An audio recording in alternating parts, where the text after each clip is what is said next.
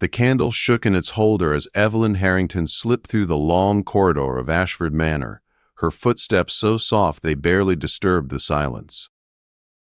For 5 years, she had mastered the art of being unseen. She knew which floorboards creaked, which corners swallowed light, and which hours allowed her to move without notice. In this house, invisibility was her shield, and survival depended on it. The grandfather clock in the main hall struck 9, each deep chime echoing like a warning. Evelyn stiffened. "Miss Harrington?" Lady Henrietta Pembroke's sharp voice rang out, heavy with irritation. "Where have you gone now? My letters will not answer themselves." Evelyn gathered her skirts and hurried forward, smoothing her plain gray dress, chosen because it never caught the eye.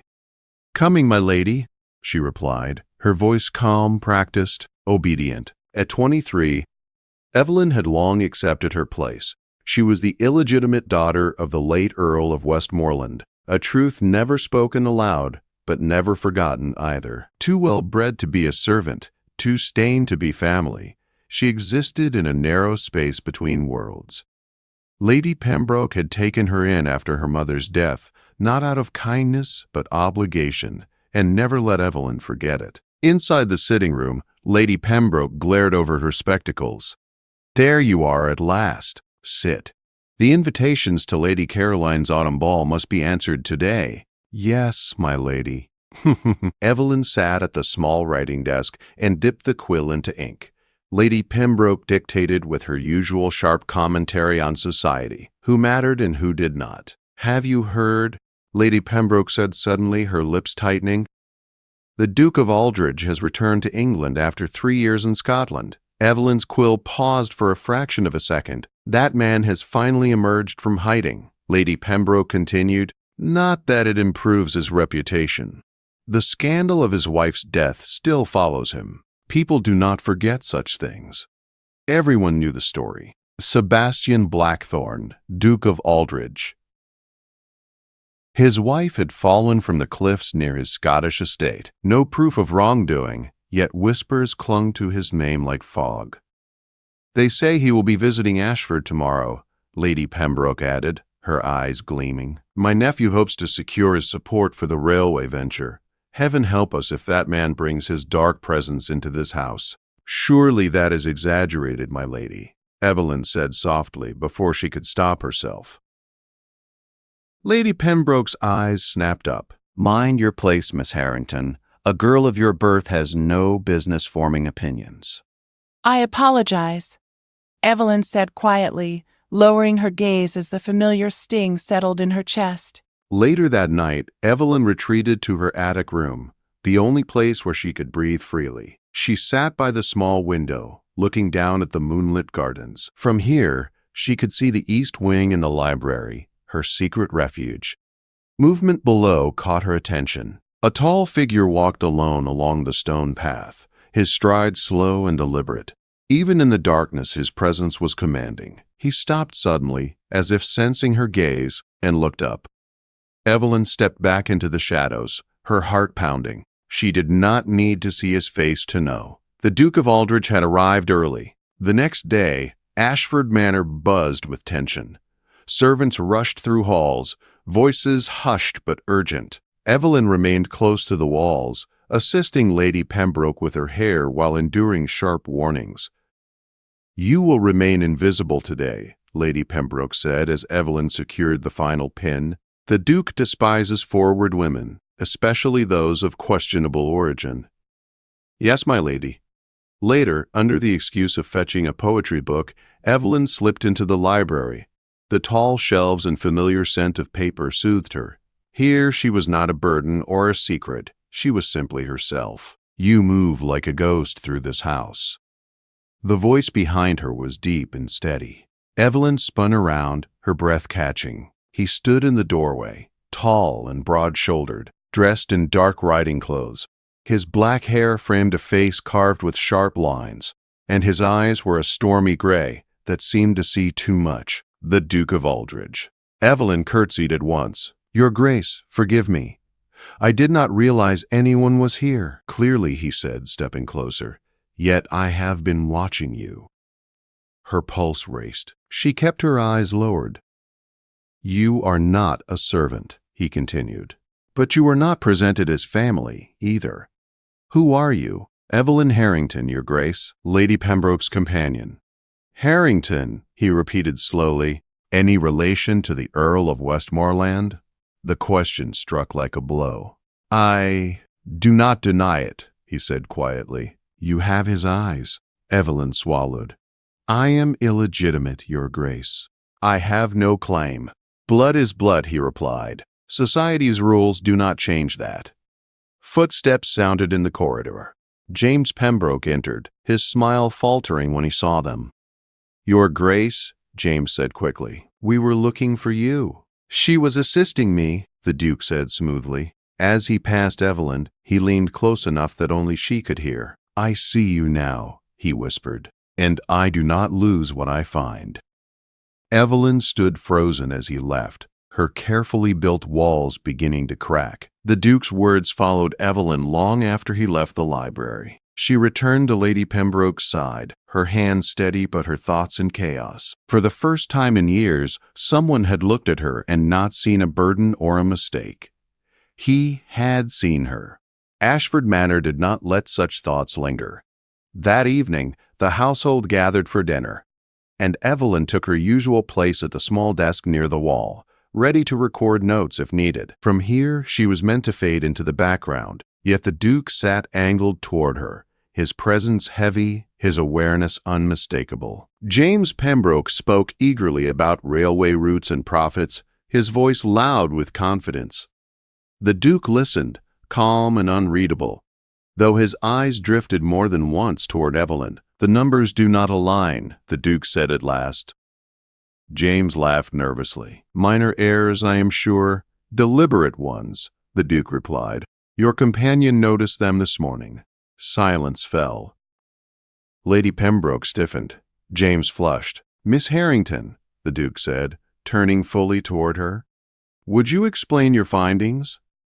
Evelyn's heart hammered. Every instinct told her to disappear, but his gaze held hers, steady and certain. She rose slowly. The funds assigned to the East Wing renovations were redirected through altered entries. The pattern is consistent over several years. James slammed his hand on the table. "This is outrageous." "Careful," the Duke said quietly. The tension broke only when a messenger arrived. The Duke rose, his attention never leaving Evelyn. "Tomorrow," he said, 9 o'clock. The library. It was not a request. That night, sleep would not come. Evelyn slipped from her room and made her way to the library, drawn by equal parts fear and resolve. Moonlight filled the space, pale and silent. "You need not hide." The Duke stepped from the shadows, a single candle in his hand. "I could not sleep," she said. "Nor could I," he replied. "Tell me what you know of your father's will." She shook her head. "Only that he paid for my education. Nothing more." Anger flickered across the Duke's face. "He was my godfather." "He would never have left you with nothing." Before she could answer, the door creaked open. James Pembroke entered, unaware. The Duke pulled Evelyn into the shadows just as James altered the ledgers with practiced ease. When he left, the truth stood naked between them. "They kept you ignorant on purpose," the Duke said. "Tomorrow, we will uncover everything." Morning came with dread.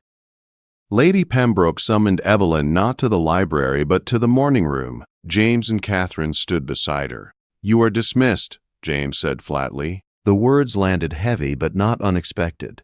"You will leave within the hour." Evelyn met his gaze calmly. "On what grounds?"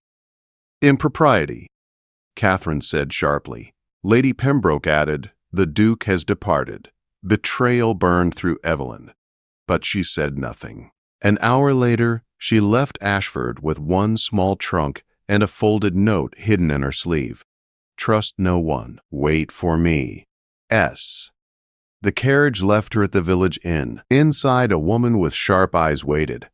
"He is coming," the woman said. "And when he does, everything will change." By nightfall, the Duke arrived. "Ashford belongs to you," he said simply. The world tilted. Her father had left her the estate. Lady Pembroke had been her guardian. The theft had lasted 2 years. The next morning, they returned to Ashford together. Legal papers were produced. Lies collapsed. The Pembrokes signed away what they had stolen. By evening, Ashford Manor stood silent, emptied of those who had ruled it through cruelty. Evelyn stood alone in the library, overwhelmed. "You are free now," the Duke said softly. She looked at him. "And you?" "I am no longer alone," he answered. Something unspoken settled between them, fragile and dangerous. For the first time, Evelyn Harrington was no longer invisible. And the Duke of Aldridge had no intention of letting her fade again. Morning light spilled through the tall windows of Ashford Manor, touching walls that felt unfamiliar to Evelyn, though she had lived within them for years. The house was quiet in a way it had never been before. No sharp commands, no watchful cruelty, only space and possibility. Evelyn stood in the library, her fingers resting on the back of a chair that once had not been hers to touch freely. Everything had changed in a single day, yet her heart still struggled to believe it. The Duke of Aldridge entered quietly, his presence steady rather than overwhelming now. "You did not sleep," he said. "Not much," Evelyn replied honestly. "Every time I close my eyes, I think I will wake and find it was not real." "It is real," he said. "Ashford is yours. No one can take it from you again." She turned to face him. "And you, why are you still here?" He did not pretend. "Because I choose to be." In the days that followed, the truth of Ashford's condition slowly revealed itself. Accounts had been drained, repairs delayed, tenants neglected. Evelyn listened, learned, and asked questions. Numbers made sense to her. Patterns always had. Servants watched her with quiet awe as she moved through the house, no longer slipping along the edges but walking openly, her head held high. Mrs. Pod, Hughes, the housekeeper, finally spoke one afternoon as she handed Evelyn a ledger. "We always knew," the woman said softly. "Some of us did. We were told to forget." Evelyn met her gaze. "You do not have to forget anymore." The Duke remained at Ashford longer than expected. Letters arrived from London, unanswered. Whispers spread through nearby estates. Some came out of curiosity. Others stayed away out of judgment. One afternoon, Evelyn found him in the garden where they had first locked eyes through darkness. "You should return to London," she said. "People will talk." "They already do," he replied calmly. "They always have." She hesitated before speaking again. "Lady Pembroke warned me about you." His expression did not change. "I expected as much. She said loving you would be dangerous." He looked at her then, truly looked at her. "Do you believe that?" Evelyn thought of the years she had lived small to avoid danger. "No," she said. "I believe living unseen is far worse." The Duke exhaled slowly, as though something heavy had lifted. Their connection deepened without promises or demands. He walked beside her, not ahead of her. He asked her thoughts. He listened. When she faltered, he waited. When she stood firm, he admired her strength openly. News finally reached London. Evelyn Harrington, illegitimate daughter of the late Earl of Westmoreland, had reclaimed Ashford Manor. Reactions were swift and divided. Some called it scandal. Others called it justice. Invitations arrived. So did warnings. One evening, a letter bearing an unfamiliar seal arrived. Evelyn read it twice before handing it to the Duke. "They will never accept me," she said quietly. "They may never," he agreed, "but acceptance is not the same as worth." She studied him. "And if they never accept us?" His answer was immediate. "Then we will build a life beyond their approval." Weeks passed. Ashford began to heal. So did Evelyn. Then the Duke spoke words that changed everything. "I intend to court you," he said one evening in the library. Evelyn froze. "You do not have to." "I know," he replied. "That is why it matters." She searched his face, looking for command or expectation. There was none. "I have lived my entire life being told what I was allowed to want," she said slowly. "I need to choose freely." He nodded. "So do I." she smiled then, small but real. Then yes, you may court me. The announcement caused quiet shock. A duke courting a woman of questioned birth. A woman who had once served in silence. They attended gatherings together, sometimes welcomed, sometimes coldly observed. Evelyn learned quickly that confidence unsettled those who expected shame. She spoke when spoken to, then she spoke when it mattered. The Duke never interrupted her, never corrected her.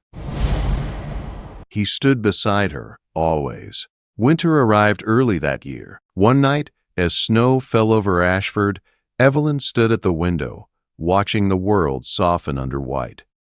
I was afraid of love, she admitted. He joined her. So was I. She turned to him, not because of loss, but because being seen means being vulnerable. And yet, he said gently, you were brave enough to step forward anyway. Silence settled, warm and full. He reached into his pocket and withdrew a simple ring. No titles, he said. No pressure. Only truth. Her breath caught. Evelyn Harrington, he said. I love you, not for what you own, not for what you endured, but for who you are. Will you choose me as I choose you? Tears filled her eyes, not from fear but release. Yes, she said, I choose you. They married quietly at Ashford, under winter light and open skies. No spectacle, no apology. Just two people who had found each other when the world expected them to remain apart. Years later, Evelyn would walk those same halls with confidence, her laughter filling rooms that once held only silence. And when people asked how the most feared Duke came to love a woman who tried to stay invisible, the answer was simple. He saw her, and she finally allowed herself to be seen.